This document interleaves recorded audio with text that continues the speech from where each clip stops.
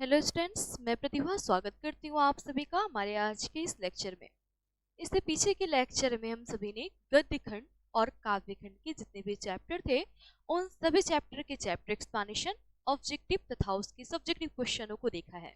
और आज का जो हमारा सेशन होगा, आज से हम लोग ग्रामर को शुरू कर रहे हैं और ग्रामर का जो पहला चैप्टर है, ठीक है, जो बेसिक फॉर्म है वो है हमारा संज्ञा। तो आज के इस लेक्चर में हम लोग बात करेंगे संज्ञा पे। ठीक है, तो चलिए देखते हैं आपके एग्जाम में संज्ञा से लगभग, ठीक है, 2 से 3 प्रश्न आते हैं और 100 आपके एग्जाम में इस जो ऑब्जेक्टिव प्रश्नों की संख्या रहने वाली है वो कितनी है, 100। तो आपके एग्जाम में संज्ञा से जो प्रश्न आएंगे वो 4 से 5 प्रश्न बनेंगे। ठीक है, तो चलिए देखते हैं संज्ञा को। सर्वप्रथम हम समझेंगे संज्ञा कहती किसे है। ठीक है, तो देखिए, संज्ञा की परिभाषा को देखिए तो किसी व्यक्ति, जानवर, स्थान, वस्तु तथा भाव के नाम को संज्ञा कहते हैं। किसे कहते हैं? किसी भी, कोई भी व्यक्ति हो, कोई भी जानवर हो, कोई भी स्थान हो, कोई भी वस्तु हो या कोई भी भाव, भाव अर्थात सुख दुख, ठीक है, हर्ष विषाद, कोई भी भाव हम ले तो उन सभी भावों को क्या कहते हैं? उन सभी भावों को संज्ञा कहा जाता है। ठीक है, क्या क्या देखा हम सभी ने? किसी व्यक्ति अर्थात जितने भी व्यक्ति है, सभी जितने भी जानवर है, जितने भी स्थान है, अर्थात आप इस रूप में समझे कि हमारे सामने जितनी भी वस्तुएं हैं, आप अभी पढ़ रहे हैं तो आपके सामने जितनी भी वस्तुएं हैं, टेबल, कुर्सी, पेन, ठीक है, बुक, ये सब क्या है? पुस्तक, ये सभी क्या है? ये सभी संज्ञा है। ठीक है, तो आपको संज्ञा समझ में आ गया होगा। चलिए उदाहरण लेते हैं हम। उदाहरण के माध्यम से अगर हम समझे तो व्यक्ति में जैसे कि हम बात करें रोशन, ठीक है, रोशन सर, तो ये क्या है? ये एक संज्ञा है क्योंकि यह एक व्यक्ति का नाम है। महात्मा गांधी क्या है? ये महापुरुष रहे हैं, ये भी एक व्यक्ति का नाम हो गया। भीमराव अंबेडकर आदि, ठीक है, तो ये सब क्या है? यह सब व्यक्तिवाचक संज्ञा के अंतर्गत आएगा। ठीक है, हम भी आपको बताएंगे, लेकिन हमने बताया कि व्यक्ति, ठीक है, संज्ञा किसे कहते हैं? किसी भी व्यक्ति, जानवर, स्थान, ठीक है, वस्तु या भाव के नाम को क्या कहते हैं? संज्ञा कहते हैं। तो व्यक्ति रोशन सर, ठीक है, महात्मा गांधी, भीमराव अंबेडकर आदि, ये सभी हो गए। जानवर में हम बात करें तो शेर, हाथी, बंदर, भालू, कुत्ता, बिल्ली आदि, ये सभी क्या हो जाएगा? ये सभी संज्ञा आएगा। ठीक है, 1 मिनट।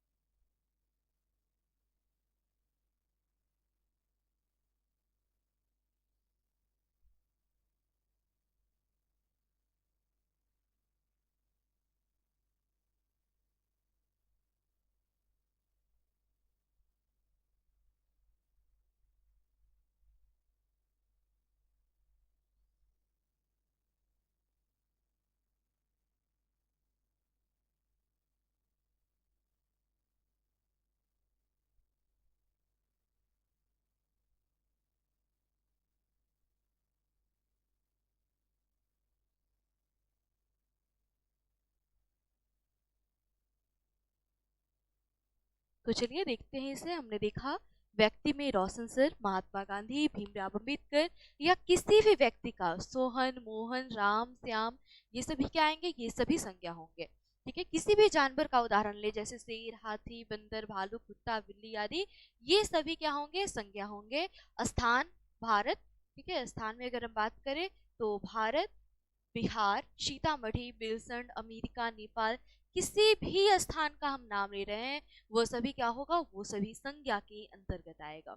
ठीक है, अगर बात करते हैं वस्तु तो कलम, किताब, टेबल, बेंच आदि, ये सभी क्या है? ये सभी एक वस्तु है, तो ये सभी क्या हो जाएंगे? संज्ञा हो जाएंगे। तो आपको संज्ञा समझ में आ रहा होगा।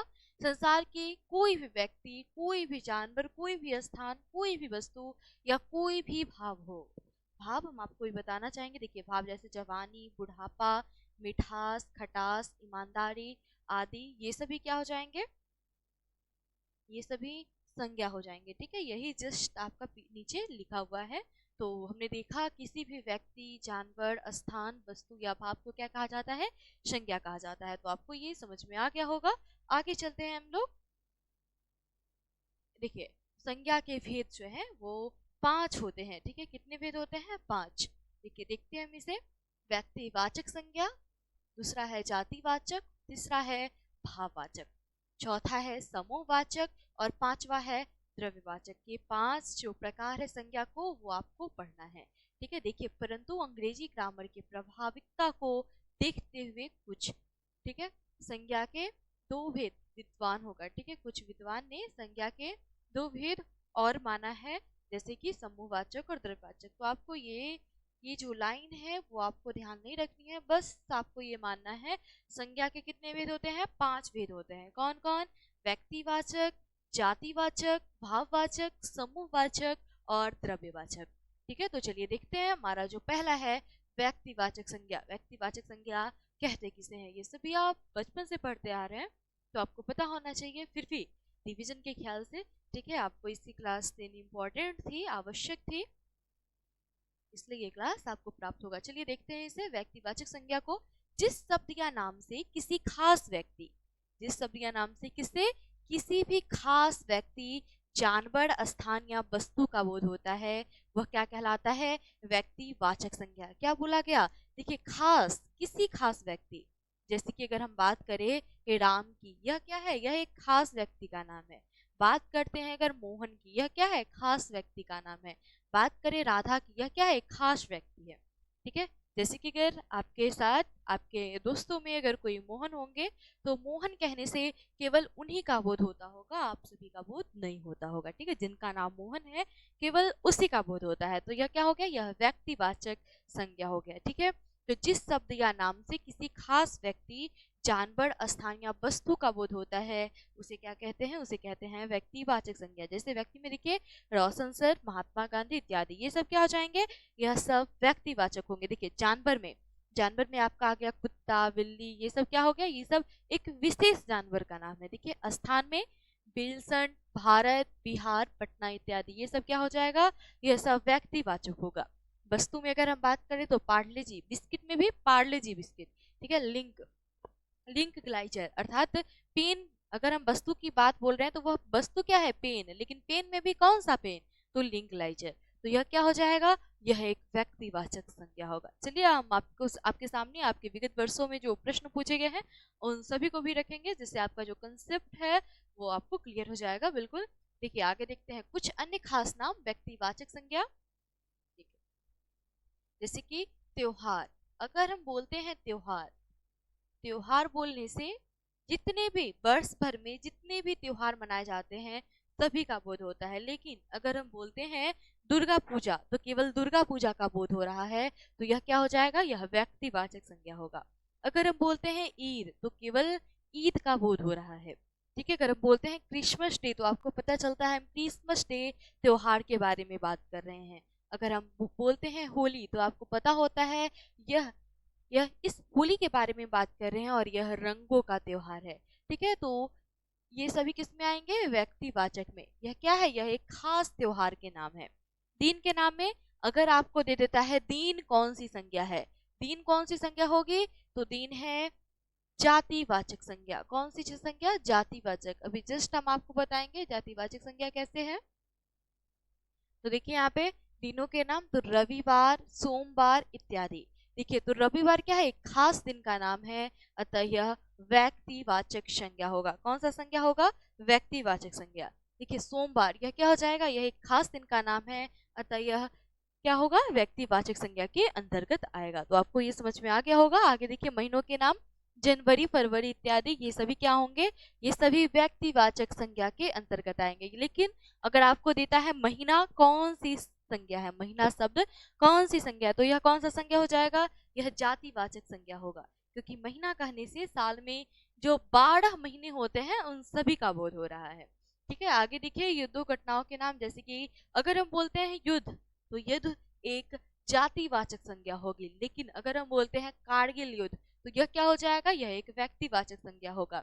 जालियांवाला बाग हत्याकांड, तो यह क्या होगा? यह भी एक व्यक्तिवाचक संज्ञा होगा। तो आपको समझ में आ गया होगा व्यक्तिवाचक संज्ञा। अगर हम पुस्तक बोलते हैं तो पुस्तक जातिवाचक संज्ञा होगी। लेकिन अगर हम बोलते हैं कामायनी, कामायनी क्या है? एक पुस्तक का नाम है, तो यह हो जाएगा व्यक्तिवाचक। तो आपको व्यक्तिवाचक समझ में आ गया होगा। गीता, बाइबिल, पुराण, रामायण, ये सभी क्या हो जाएगा, यह सभी व्यक्तिवाचक संज्ञा होंगे। समाचार पत्रों के नाम के अगर हम उदाहरण ले, जैसे कि दैनिक जागरण, हिंदुस्तान, ये सभी क्या होंगे, ये सभी व्यक्तिवाचक संज्ञा के अंतर्गत आएंगे। पर्वत के नाम में एवरेस्ट, अरावली, कंचनजंगा, हिमालय, अगर ऐसा हम बोलते हैं तो यह सभी क्या हो जाएगा, यह सभी व्यक्तिवाचक संज्ञा होगा। नदियों के नाम में गंगा, यमुना, अमेजन, नील, ठीक है, खास नदी का नाम हो गया, ये सभी व्यक्तिवाचक संज्ञा के अंतर्गत आएगा। आगे देखिए, महासागर के नाम में हिंद महासागर, लाल सागर इत्यादि, तो ये सभी अगर हम बोले तो ये सभी कौन सी संज्ञा होगी, व्यक्तिवाचक होगी। लेकिन अगर हम आपको बोलते हैं महासागर शब्द कौन सी संज्ञा है, तो यह जातिवाचक संज्ञा होगी। आगे देखेंगे हम इसे। दिशाओं के नाम देखिए, दिशाओं के नाम में हम देखते हैं उत्तर, उत्तर, दक्षिण, पूर्व, पश्चिम इत्यादि, यह सभी क्या है, यह सभी एक खास दिशा का नाम है। किसका नाम है, एक खास दिशा का नाम है। अतः यह कौन सी संज्ञा होगी, व्यक्तिवाचक संज्ञा होगी। इमारत का नाम है देखिए, कुतुब मीनार, गोलघर, ताजमहल, ताजमहल शब्द कौन सी संज्ञा है, व्यक्तिवाचक। अगर हम बोले इमारत शब्द कौन सी संज्ञा है, तो इमारत शब्द जातिवाचक संज्ञा होगी। क्यों, क्योंकि इमारत कहने से इन सभी का बोध होता है, जितने भी संसार में इमारत है उन सभी का बोध होगा। तो आपको यह समझ में आ गया होगा। आकाशीय पिंड जैसे सूर्य, सूर्य कहने से क्या होगा, यह एक व्यक्तिवाचक संज्ञा है, केवल सूर्य का बोध होता है। लेकिन अगर हम बोलते हैं आकाशीय पिंड, आकाशीय पिंड कहने से सूर्य, चंद्रमा, आकाश, पृथ्वी, दुनिया, इन सभी का बोध होता है। अतः यह क्या हो जाएगा, यह एक जातिवाचक संज्ञा होगा। तो आपको व्यक्तिवाचक संज्ञा समझ में आ गया होगा। किसी भी खास व्यक्ति, जानवर, महीना, दिन, पर्वत, नदी, इन सभी को किसी खास, इसमें क्या लग गया, किसी खास लग गया, तो आप उसे क्या कहिएगा, व्यक्तिवाचक संज्ञा। आगे देखिए, हम देखते हैं जातिवाचक संज्ञा को जिस नाम से पूरी जाति का बोध हो। कैसे होता है पूरी जाति का बोध, देखिए इसे, जिस नाम से पूरी जाति का बोध हो उसे व्यक्तिवाचक संज्ञा कहते हैं। क्या कहेंगे, जातिवाचक संज्ञा।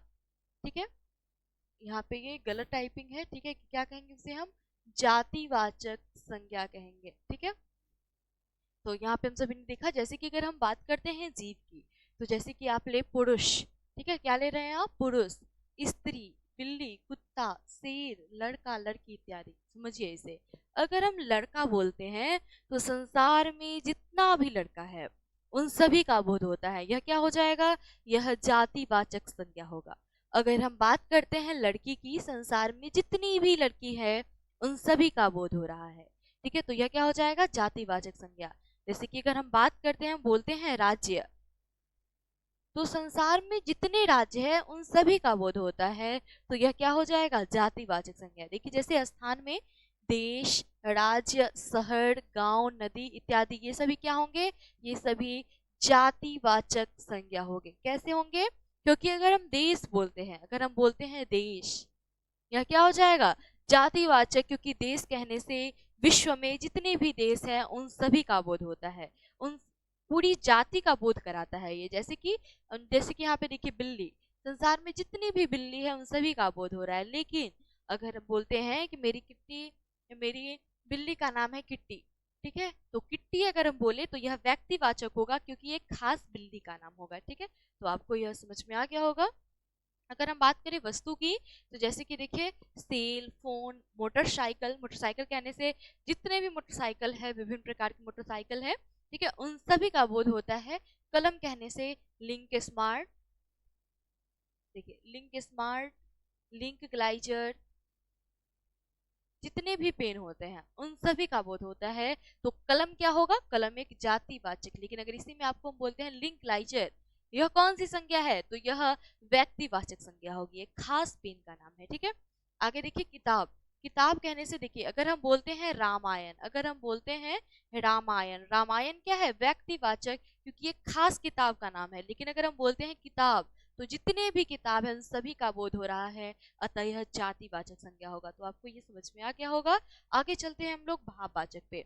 जातिवाचक ऐसे समझिए जिससे पूरी जाति का बोध हो। जैसे अगर लड़का बोलते हैं तो संसार में जितना भी लड़का है उन सभी का बोध हो रहा है। अगर हम नदी बोलते हैं तो गंगा, यमुना, सरस्वती, नील, अमेजन, संसार में जितनी भी नदियां हैं उन सभी का बोध हो रहा है, तो यह जातिवाचक होगा। ठीक है, दिन अगर हम बोलते हैं तो सप्ताह में 7 दिन आते हैं, उन सभी का बोध होता है, तो यह जातिवाचक होगा। अगर हम बोलते हैं महीना, महीना बोलने से जनवरी, फरवरी, मार्च, अप्रैल 12 महीने होते हैं, उन सभी का बोध हो रहा है। तो महीना शब्द क्या हो जाएगा? महीना शब्द जातिवाचक होगा। तो आपको यह समझ में आ गया होगा। अगर इसी में हम बोलते हैं जनवरी शब्द कौन सी संज्ञा है, तो यह कौन सी संज्ञा होगी? तो ये आपकी होगी व्यक्तिवाचक संज्ञा। ठीक है, तो आपको ये समझ में आ गया होगा। आगे चलते हैं हम लोग भाववाचक पे। देखिए भाववाचक क्या बोलता है? जिस नाम से किसी व्यक्ति, वस्तु, स्थान के गुण दशा, देखिए किसी व्यक्ति वस्तु का बोध नहीं होता है, किसी व्यक्ति वस्तु स्थान के गुण, दशा, अवस्था या भाव का बोध होता है। जैसे कि गुण की अगर हम बात करें तो कटुता, ठीक है, वो बहुत कटु बोलता है, तो वो क्या हो गया? उसकी बोली का गुण हो गया। ठीक है, मधुरता, कुरूपता, सुंदरता, खटास इत्यादि, यह सब क्या है? यह सब गुण है। ठीक है, आगे देखिए दशा, दशा में भूख, प्यास, ठीक है, मैं बहुत प्यासा हूँ, ये क्या है? उसकी दशा है, उसकी दशा को प्रदर्शित कर रहा है यह शब्द। गरीबी, अमीरी इत्यादि, यह सब किस में आएगा? यह सब भाववाचक में आएगा। ठीक है, भाववाचक समझिए जिसे आप देख नहीं सकते, महसूस करते हैं कि वह जो व्यक्ति है उसमें गरीबी है, उसके घर में गरीबी है, तो क्या करते हैं? आप महसूस कर रहे हैं उसे, तो यह भाववाचक होगा। अवस्था, देखिए जैसे कि बुढ़ापा, जवानी, बचपन, किशोरावस्था इत्यादि, यह सब क्या हो जाएगा? कोई भी गुण हो, दशा हो, अवस्था हो या भाव हो, ये सभी भाववाचक के अंतर्गत आएंगे। अगर हम बात करें भाव की, तो जैसे कि खुशी, गम, उदासी, दुख, क्रोध, ये सब किस में आ जाएगा? यह सब भाववाचक में आ जाएगा। तो आपको भाववाचक समझ में आ गया होगा। आगे देखते हैं समूहवाचक को। देखिए जिस शब्द नाम से पूरे समूह का बोध हो उसे समूहवाचक संज्ञा कहते हैं। समूहवाचक संज्ञा किसे कहेंगे? देखिए यहाँ पे जिस शब्द नाम से पूरे समूह का बोध हो, पूरे समूह का बोध, अर्थात अगर हम बोलते हैं समिति, तो समिति एक आदमी से बनता है क्या? समिति एक आदमी से बनता है क्या? नहीं बनता है। समिति के लिए कम से कम 10 आदमी होने चाहिए। ठीक है, तो यह क्या हो जाएगा? यह समूहवाचक संज्ञा के अंतर्गत आएगा। ठीक है, अगर हम बात करते हैं सेना की, तो यह भी किस में आ जाएगा? समूहवाचक में। अगर हम बात करते हैं सभा की, तो अगर एक व्यक्ति उपस्थित हो तो सभा हो सकता है क्या? नहीं हो सकता है। तो जहां भी लोग लगभग 10 से 12 लोग जहां भी मिलते हैं, जुटते हैं, उस स्थान पे सभा लगती है, तो उसे क्या कहेंगे हम? समूहवाचक संज्ञा, जिसे समूह का बोध हो। झुंड, झुंड क्या हो जाएगी? समूहवाचक। गुच्छा, अगर इसे मैं आपको देते हैं गुच्छा, गुच्छा कहने से क्या होता है? एक का बोध नहीं होता है, बहुत सारा का बोध होता है, अतः यह क्या हो जाएगा? समूहवाचक। जैसे कि गुच्छा का हम बात करें, तो जैसे कि अंगूर का गुच्छा है, ठीक है, तो इसमें बहुत सारे अंगूर है, क्या है? बहुत सारे अंगूर इसमें है, तो यह क्या हो जाएगा? समूहवाचक हो जाएगा। ठीक है, तो आपको यह समझ में आ गया होगा। आगे देखिए द्रव्यवाचक को देखते हैं। द्रव्यवाचक किसे कहेंगे? तो जिस शब्द या नाम से किसी वस्तु, पदार्थ, ठीक है, जिस शब्द या नाम से किसी वस्तु या पदार्थ का बोध हो, किसका बोध हो? किसी वस्तु या पदार्थ को, जिसे हम क्या करें? जिसे नापा या तौला जा सके, उसे ही हम क्या कहते हैं? द्रव्यवाचक। इसमें नोट कर लीजिएगा, जिसे नापा या तौला जाए। ठीक है, और यह क्या होता है? यह एक द्रव्य होता है, अर्थात पदार्थ होगा, उसे हम क्या कहेंगे? इसे कहेंगे द्रव्यवाचक। जैसे कि बात करेंगे हम घी, तो घी को क्या करते हैं हम? घी को संख्या में काउंट कर सकते हैं क्या? बिल्कुल नहीं कर सकते हैं। हम बोलते हैं हमें 1 केजी घी चाहिए। ठीक है, तो यह क्या हो जाएगा? यह एक द्रव्यवाचक संज्ञा होगा। मक्खन, तेल, तेल क्या करते हैं हम? क्वांटिटी में लेते हैं। ठीक है, 1 केजी तेल, 1 लीटर तेल, ठीक है, तो यह क्या हो जाएगा? यह भी द्रव्यवाचक संज्ञा होगा। अगर हम बात करते हैं पानी की, पेट्रोल की, गैस की, सोना, ठीक है, सोना के जैसे कि हम ग्राम में बात करते हैं, 10 ग्राम, 2 ग्राम, 3 ग्राम, ठीक है, तो इसको क्या कहते हैं? हम तौलते हैं, तो यह क्या हो जाएगा? किस में आएगा? द्रव्यवाचक में आएगा। ठीक है, तो ये आपको समझ में आ गया होगा। आगे देखते हैं, तो हम सभी ने देखा संज्ञा के 5 प्रकारों को। आगे देखते हैं, एक और प्रकार से इसका वर्गीकरण किया गया है, संज्ञा को बताना या पहचान के प्रकार। तो देखिए इसे, जैसे कि प्राणीवाचक संज्ञा, वह संज्ञा जिसे सजीव अर्थात जिसमें जान प्राण हो उसे प्राणीवाचक संज्ञा कहेंगे। अर्थात जितने भी सजीव है, जितने भी सजीव है, जैसे कि देखिए लड़का, मनुष्य, जानवर, रामा, इस दोनों में क्या जाते हैं? व्यक्तिवाचक और जातिवाचक। आपने पढ़ा संज्ञा के 5 भेदों को, तो व्यक्तिवाचक और जातिवाचक मिलकर के क्या बनाता है, ये बनाता है प्राणीवाचक को। ठीक है, आगे देखिए अप्राणीवाचक, जिसमें प्राण नहीं होता है उसे अप्राणीवाचक कहते हैं।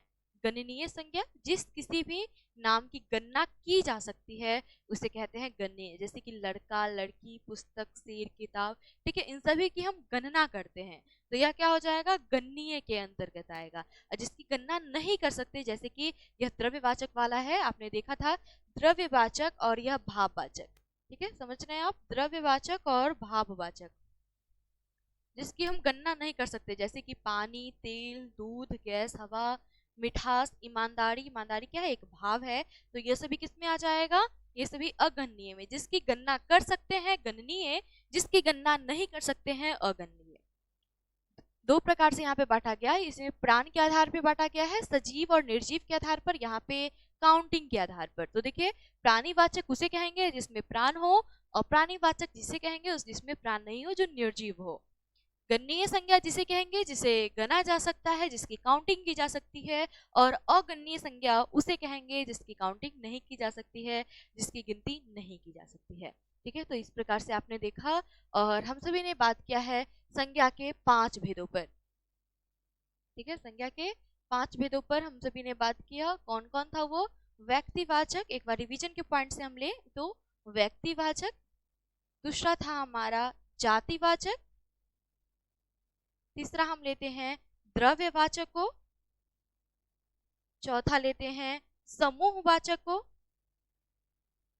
और पांचवा लेते हैं भाववाचक को। पांचवा किसे लेते हैं, भाववाचक को। वन शॉर्ट रिवीजन के तौर पे अगर हम करें, व्यक्तिवाचक किसी भी खास व्यक्ति, जानवर, स्थान, दिन, महीना, नदी के नाम को क्या कहेंगे, हम व्यक्तिवाचक संज्ञा कहेंगे, किसी खास। ठीक है, जातिवाचक जैसे किसी एक शब्द से ही क्या हो, पूरी जाति का बोध हो, उसे कहेंगे जातिवाचक। द्रव्यवाचक जिसे नापा या तौला जाए, जिसे नापा या तौला जाए वह द्रव्य या पदार्थ होता है। ठीक है, तो उसे क्या कहेंगे, द्रव्यवाचक।